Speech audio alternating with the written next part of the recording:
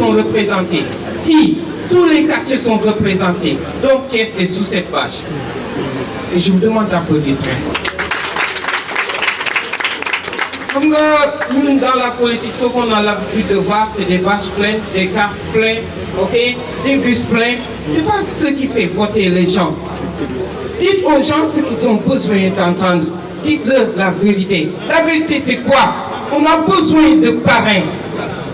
Ici, on n'a pas ce problème au niveau du mouvement de Abidjan.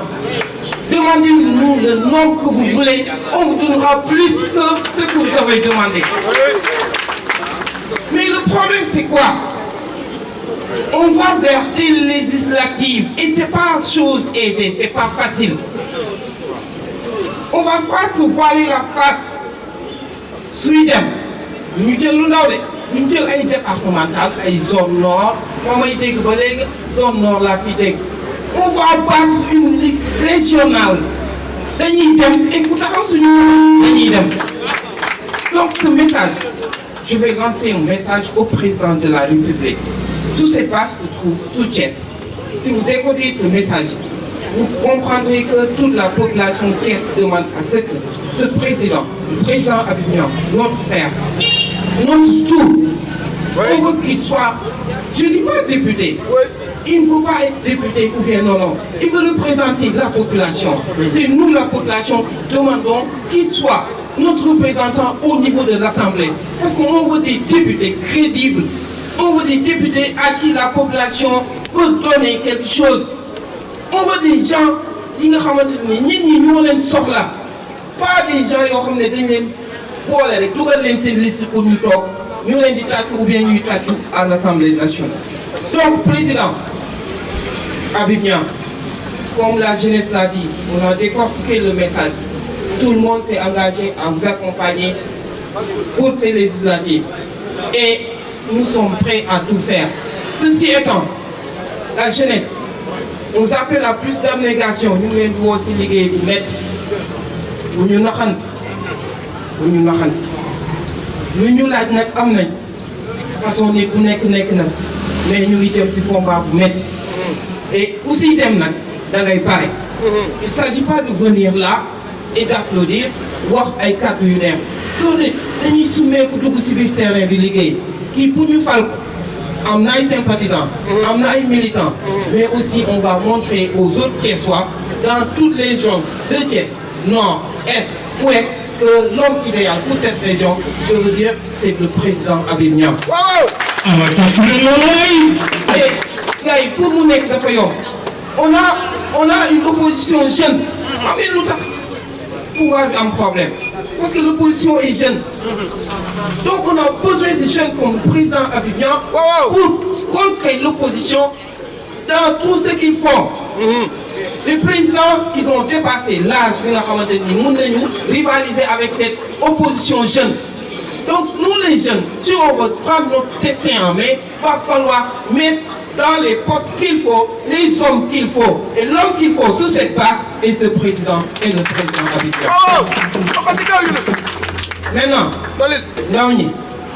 nous dañoo wàcc ñëw joxuñu kenn passe gis nga ñee dañoo sol seen uniforme école lañu jóge ñëw ñii jóge Jules Sagna ñii jóge fu nekk ñii jóge Dakar ñëw abnégation boobu noonu message la bu ñuy lancé président de la République Macky Sall.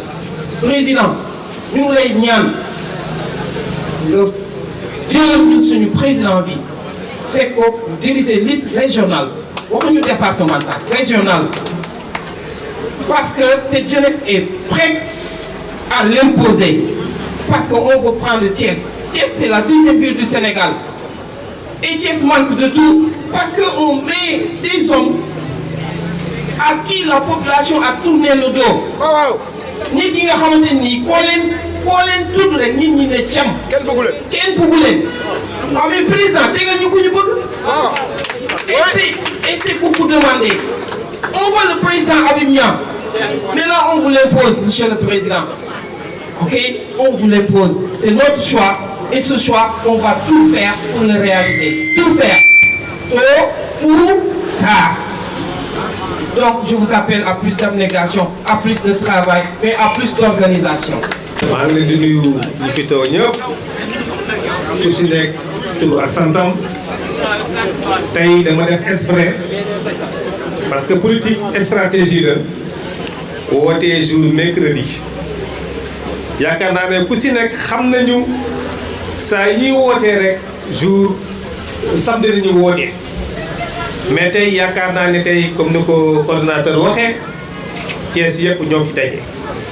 am na étudiants sax yoo xam ne amoon nañu tey cours bon vraiment je m'excuse dañu ñu dagg seen cours bi président ba wootee tey il a que ñu dagg suñu cours pour ñëw yaa ñu ko jaaral.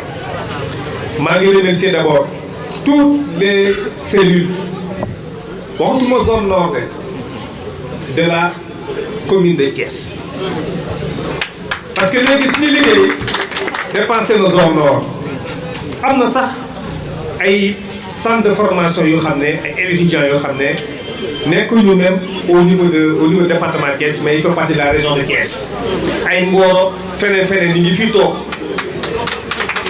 bu ñu déggee information bi automatiquement ñoom ñu ne président ñun à la kuliya dañuy ñëw donc tey gis naa ne seen taxawaay yëpp ñu fi teew ñëpp cellules yaa ngi fii tey xam nañu tey du jour boo xam ne ñëpp dañu liggéey yëpp ngeen bàyyi seen yitte yëpp ngir kenn ku ko jar mooy Habib Niang moo ko jar. étudiant yaa ngi fii jeunesse Habib Niang ngi fii cocher dawalkatu voiture yaa ngi fii jakartaman yaa ngi fii soudeur yaa ngi fii ñëpp ni ngi fii donc li may wax rek mooy man li ma soxla sax mooy les présidents de cellule pour ñu wax entre ñu mais nag comme fi may faral di waxee rek Habib Niang bu kenn meer moo tax mu ne ñëpp nañu ñëw. ak ñu aussi tamit di remercier celui surtout tamit la gouvernante des élèves. xaw ma leen sax xaw ma leen organiser benn activité ma ne leen nekkuma fi dama voyager ñoom seen bopp espèce laa waxante ak ñoom seen président pare naa si ñoom ñu ne président foo wootee jaral ñi ñëw. yaakaar naa ne comme noonu ko xamee wax dégg naa seen wax dégg naa seen revendication dégg naa seen bëgg yëpp élection yi jàll na mais bii nag dina am tournure de. dina am tournure parce que Thiès a besoin d'un changement. Thiès a besoin de nouvelles hommes. Thiès a besoin des hommes véridiques, des hommes responsables, des hommes loyaux, des hommes proches de la population. J'ai dit ça l'autre jour au président Idrissa Seck que je salue de passage. bi ma woowee mu ne ma dama la soxla ñu waxtaan si Thiès ma ne ko monsieur le président c'est pas la politique qui fait gagner Thiès. Non, c'est pas l'argent qui fait gagner Thiès. Ce qui fait gagner Thiès moo koy c'est la proximité envers les gens. Être sur le terrain. Ne pas attendre que les élections, on est à 2 mois, 3 mois des élections, on dit que c'est sur le terrain. C'est pas ça la politique. Moi je pense qu'aujourd'hui, Thiès est témoin. Ça fait 6 ans qu'il faut être sur le terrain. Il n'y a fait. Jeunesse bi xam nañu Habib Niang, étudiants yi xam nañu Habib Niang. Dakar fu nekk et puis de remercier aussi le passage des étudiants Ziguinchor waxoon naa sax bu ñëw Ziguinchor dafa sori. Ils m'ont dit qu'il faut que li ñëw Bambey yëpp gis naa seen taxawaay. am na ñenn ñoo xam ne sax ni mu ngi bàyyi seen liggéey Dakar ngir ñëw ay marchand ambulant lañu ngir Habib Niang lii mooy ni ngeen mel ak man vraiment da ngeen ma daan njukkal li may wax nag mooy seen terre ni ngi dugg de si ay élection yu xam ne c'est très important élection yu xam ne dogal buy am foofu nañ koy déroulé mooy nan mooy élection législative keroog samedi yee passé ça fait 2 semaines woote naa fii par toutes les présidents des cellules des femmes bi ma lancé le message je vous le dis en passage dama pare sama programme c'était le samedi passé le lundi j'ai reçu 1500 parrains 1500 signatures pour le parrainage 1500 di diggante samedi ba lundi jigéen ñi dañoo ko jox mu ngi nii donc vous la jeunesse je vous lance un défi xam nga tey le maximum c'est par région c'est 1000 par région kon donc ñun on a atteint peut-être l'objectif mais objectif mooy lan moi j'ai pas besoin de ça ce que j'ai besoin mooy j'ai besoin de 25 000 signatures dans la région de Thiès je dirais même dans la commune de Thiès fiche yaa ngi noonu commencé nañ ko lancer def nañ fi benn comité bu xam ne ils sont là en permanence pour ñi nga xam ne maanaam dañu bëgg ñëw bindu mën a ñëw bindu dégg nga rek maa ngi yoroon lu mot presque lu mot 30 fiches am na ñenn ñoo xam ne sax bon je vous dis benn région au niveau de la région de Matam ils m'ont remis 700 signatures ma ne mais écoutez man je suis de Dakar il m'a dit que non ñun ñii ñoo la ko jox ndigal ñun ñoo la ko jàppale jox nañ ma ay fiches donc vous dire que je vous lance un défi ce défi nag xam nga jeunesse mooy fal yaakaar naa ne démb de passage nous félicitons les Lions gis ngeen démb li génn si jeunesse kenn nekk mu Sénégal mosoo xalaat nekk am na ay ndaw yu fi doon xoolal li génn démb rek si àdduna bi fu nekk tey mais lii même le président est dafa étonné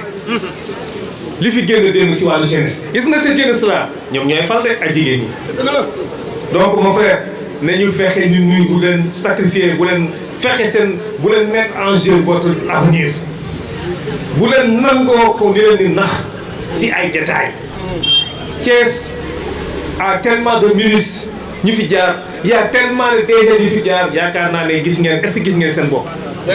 nañu waxante dëgg xam nga loolu waraloon mooy lan mooy la proximité envers les gens et puis je toujours wax naa ko la politique y a pas de sentimental en politique il faut poser des actes yaakaar naa ne yéen ñi tey Habib Niang bi posé woon des actes fii ngeen ñu wàcc dem di feneen. J'ai reçu même des gens qui ne sont pas de la mouvance présidentielle, c'est des gens qui étaient même candidats. Ils m'ont dit que président Habib Niang est-ce que xam nga ne boo demoon dañuy toog ñu ànd ak yow parce que li ngay def yow li ngay liggéey maire ngay def ma ne la man sama askan rek moo ma ñaax. Maintenant je vous lance un défi vous la jeunesse d'Habib Niang vous les femmes les filles de Habib Niang jóg leen takk leen seen ndigg bu baax a baax fiche de parrainage yaa ngi fii. fexe naa bëgg naa au moins ne Habib Niang président indi nañ ne 10 000 signatures pour la jeunesse voilà ça sur la table je sais que c'est pas possible pour la jeunesse je sais que peut-être j'aurai au moins 2500 signatures moo tax je compte beaucoup sur mes mères et sœurs parce que wax naa leen sànq le samedi diggante samedi ak lundi rek am naa 1500 signatures yow kan ma ko mun def signatures yaa ngi nii vous la presse vous êtes présente les choses sont là et claires et nettes. C'est les femmes qui m'ont remis ça. Ñëpp ngi nii seen carte d'identité yaa ngi nii. C'est eux qui m'ont donné ça. Sama objectif mooy lan mooy 25000 signatures laa bëgg a poser sur la table. 25000 signatures on a combien? On a 3 députés. Et puis on a besoin des députés responsables comme ni ñu ko waxee. Pas des députés yoo xam ne dañu fa nekk di xulóo di xeex rek di lijjanti seen bopp tax ñu jóg. Des députés yoo xam ne ëllëg fu ñu toog.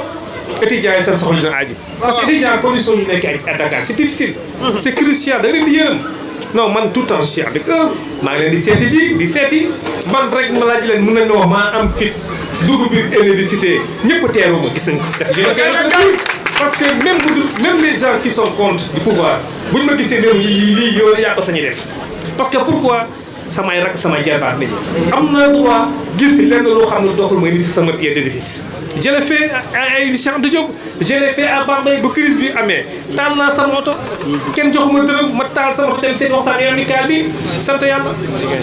Ziguinchor aussi j'ai fait le coup en tout cas mes frères li mu leen di lancer mooy liggéey bi démarré na. élection yi ni ngi neroo de xam nga dañuy wax 4 mois moo si des mën naa xam ne ñaari weer moo si des dañuy fexe récupérer les fiches remplir ko déposer ko niveau de la permanence. ni xaar nag bu boobaa bu bés baax jotee bu yàlla defee jàmm bu ñuy waree ba pare on va faire une démonstration de force au niveau des stades on posera 25 plus même 30 000 signatures sur la table ñu wax kan la ñu jàppale ça il faut que ça soit clair et net ñun aussi il faut comprendre nos responsabilités on est dans la coalition mais on peut prendre des gens yoo xam ne ñëpp xam nañ ñu mu demee à Thiès di nekk seen ginnaaw. Des gens comme les Thiessois ne connaissent même pas. Prenez ici 10 personnes à Thiès. Qui est Habib Niang, Khaled Boundou sax man démb j'étais pas là j'étais nekkuma Médina Fall sax mais xoolal léegi démb li xew Médina Fall des centaines de jeunes génn di jubilé Habib Niang yaa fi jaar fekk yàlla xam ne maa ngi Dakar j'étais au bureau. parce que approche bi la population. da ngay dox si tali bi sa xale bu ndaw wala le président nu ma def inscrit donc wutal carte d'identité ren nag. Et puis je lance un message aussi ñu dimbali tamit xale yi xam ne seen carte d'identité génn bëri carte d'identité génn parce que primo votant yi bëri seen carte d'identité ren génnul woon bon on comprend mais moo tax ma leen di ñaan dama leen ngeen récupérer encore seen carte lecteurs yi carte yi c'est disponible parce que ñun boo ànd ak Habib Niang amoon arme kon ce n'est plus la peine ak comme ni mu kii waxee ay folklore yu dara c'est le terrain et qui occupait le terrain en permanence yéen xam ngeen sama position xam ngeen ni ma mel ak yéen comme loolu xamee depuis élection yi ba léegi amuñu benn activité bu ñu def dañu doon xaar di defaat benn diagnostic mais yaakaar naa ne bi yoon dinañ indi benn force de frappe boo xam ne incha allah yaakaar naa kenn duñu atteindre Thiès. dëgg la même en dehors de Thiès ça je veux le dire faire. gis nga li fi am nii waa Guédiawaye sax ñu may xaar waa Pikine ñu may xaar waa Dakar sax ñu may xaar ça je veux le dire en tout cas maa leen di gën a encore di leen gën a ñikkal aussi encore di leen gën a doole ngeen gën a jàpp ngeen gën a góorgóorlu gis naa leen lu leen Habib Niang jaar Habib Niang yëkkati gën jox benn diw. parce que Habib Niang moo leen ko jar ngeen ñëw tey bu fi ñëwoon fekk fi au moins une 52 personnes dama leen sama ma ne man c'est pas le premier code de la jeunesse. mais tey c'était un jour ouvrable jour bu xam ne élèves yi yëpp jàng nañu wàcc Habib Niang woote di bàyyi seen cours yi wàcc ñëw directement ñëw fekk si ma donc am na fu ñu def dimanche ça c'est une vraiment c'est une considération maa leen di ñaan ici tout seen vous la jeunesse Habib Niang na ngeen jàppante benn loxo l'union fait la force bu leen kenn diviser soyez unis soyez responsables koo leen gis aussi jox leen ko cër politique nag combat stratégie la ak combat aussi tamit si wàllu réseau Facebook yi moo tax ma leen ni gën a réitérer encore bu yàlla defee fan yi néew dinañu def benn assemblée générale gën a encore renforcer le bureau surtout di def aussi ay séminaire de formation en leadership renforcer le bureau prendre surtout des gens qu'il faut à la place qu'il faut pour ni mun dem si télé yi dem si télé yi si rajo yi pour défendre les causes de Thiès wax ce qui ne va pas à Thiès quelles sont les solutions yaakaar na aujourd'hui ñun nous avons un bilan positif à Thiès lii ñu jot def yëpp gis nañ teg ngeen si seen bët vraiment tey dama feex dama kontaan wax leen rek lancer nañu le message le coordonnateur là le président des jeunes fexe leen ngeen jël les fiches de parrainage yi ngeen distribuer toutes les cellules ngeen les aussi étudiants yi tamit ñi dem ak élèves yëpp di dem récupérer di dem ngeen jox la ay fiches de parrainage ku si nekk ngir remplir ko bu ñu ko remplir ngeen delloo ko ngeen jox ko niveau de secrétariat comme noo xamee am nañ fi une permanence qui est là qui s'occupe de tout ce qui est parrainage incha allah rabbi vraiment di kontaan si lii di leen wax ne que liggéey bi démarré na. incha allah rabbi bu yàlla mayee fii ak fan yu néew dinañu woote leen assemblée générale bu mag ngeen xam ne ngeen tegal seen bureau parce que man li may wax toujours mënoon naa ne bon genre moo yónni kenn mais man j'aime bien être présent avec la population.